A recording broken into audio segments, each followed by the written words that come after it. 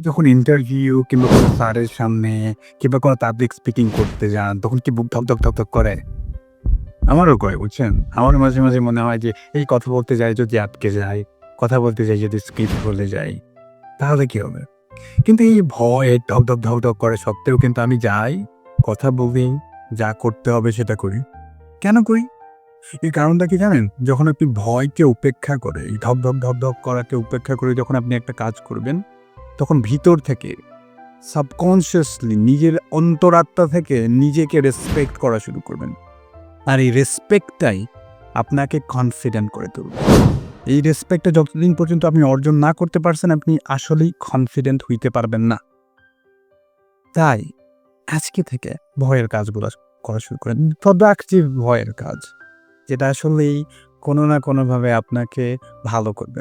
আরেকটা ভালো কাজ যেটা করতে পারবেন যদি নিজেকে অগোছালো লাগে সেটা হচ্ছে গিয়ে আপনার ঘর গোছানো। আজকে আমি ঘর গোছাতে যাচ্ছি। Wish me luck. আর এই ভিডিওটা শেয়ার করেন তাদের কাছে যাদের মনে হয় কনফিডেন্স নাই, যাদের কনফিডেন্ট হওয়া উচিত।